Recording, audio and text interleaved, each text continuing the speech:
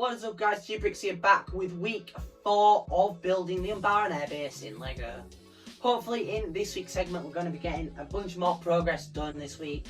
So without further ado, make sure to drop a like and subscribe as it really does help out the channel. And we'll get right in to this week's segment.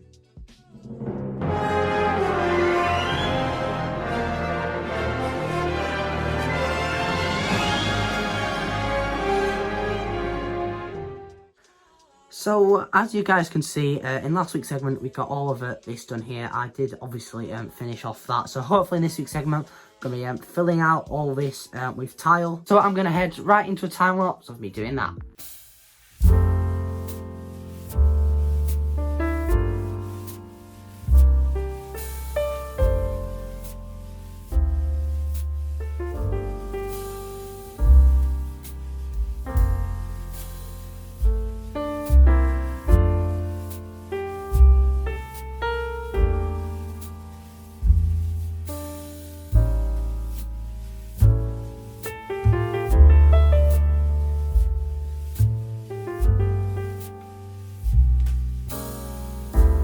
Moving the gunship, as you can see, I had a little bit of a problem. Basically, I touched the back, it collapsed and just completely fell off the table. But obviously, I do have another one there, so that's going to have to be the one that goes on Umbara. So it should just about fit here, to be honest. And then we're going to have the main hang.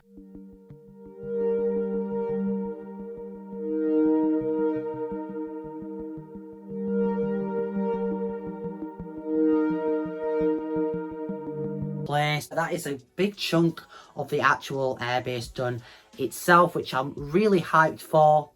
So the next thing I'm hopefully going to fill in is that little gap there. So a couple more packages did arrive. I'm not too sure if these are again specifically for Umbara or not, but I'm gonna go ahead and open up those. So as you can see, I picked up some of these white masonry bricks. Now I am going to be using these for Umbara, but for now I'm using them on a different mock, if that makes sense. So I'm going to be putting some trans blue bricks in front of the pattern on the inside of some of the rooms, which should be cool. And then a bunch of these 1x1 plates, and obviously some more medieval stuff.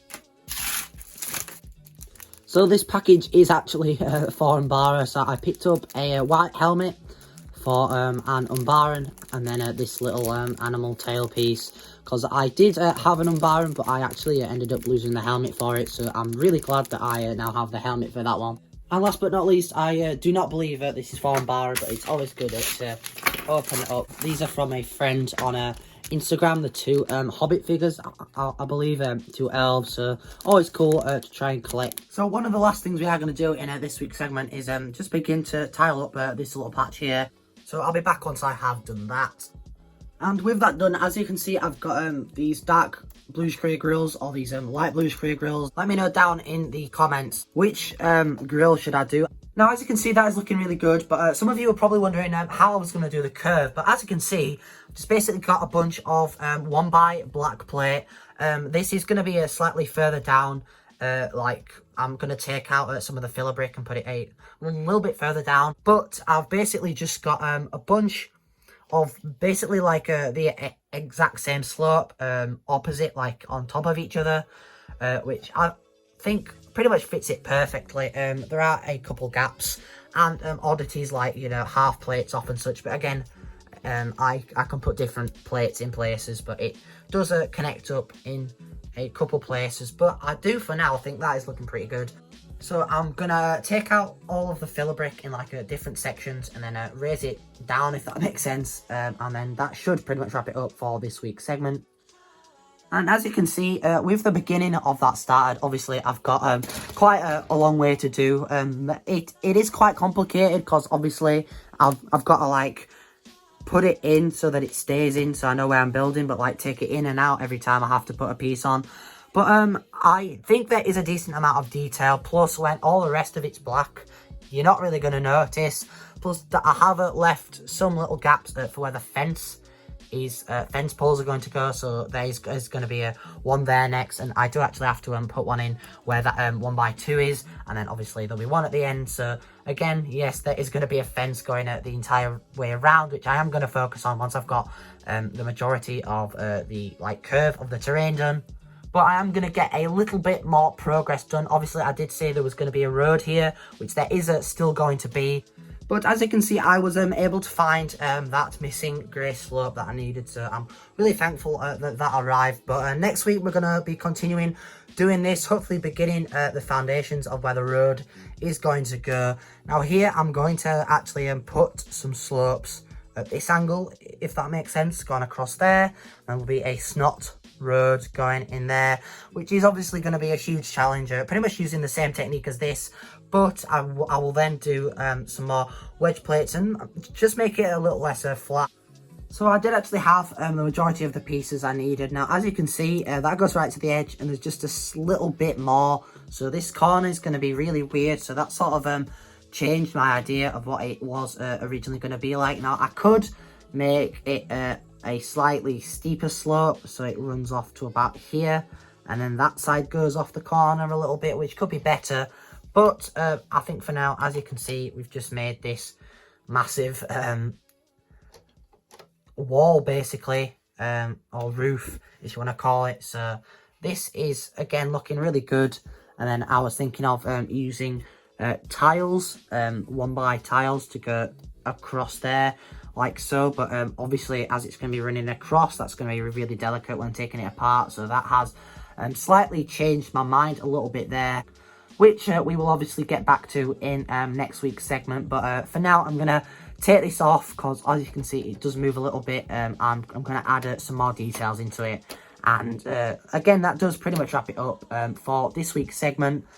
We did get a good amount done. I'm really happy that I was able to think of a way to get this done. Again, this is lovely and stable, but for the terrain wise, that's basically what it's going to be, different wedge slopes and such everywhere. But I'm going to do a bunch more filler as well this week, just put down as much as I can, as obviously some has just been freed up, so I'm going to put it in there first. Well, take that part off first, and then just add some filler in, and then that again should pretty much wrap it up for this week's segment. And as you can see with that done, that's pretty much the width of what we're going to do there. So obviously we've got the studs facing that way on this side, and the studs facing that way on that side, just so that the gap can be perfectly square, if that makes sense again. So hopefully there is another technique that I will try. I'm going to sort of do it at an angle, hopefully, going like this, so there's not as much gap there, because the road is going to finish about here, which is just long, straight and sort of boring. It could be interesting, but when it's sort of like at an angle like that, I think it will just look a lot better, and it'll make it look a bit more realistic, because just a straight road just towards it is a bit weird, especially from the Umbara arc. As you can see, the roads weren't particularly straight, so I think the road going at that angle is a lot better choice, to be honest.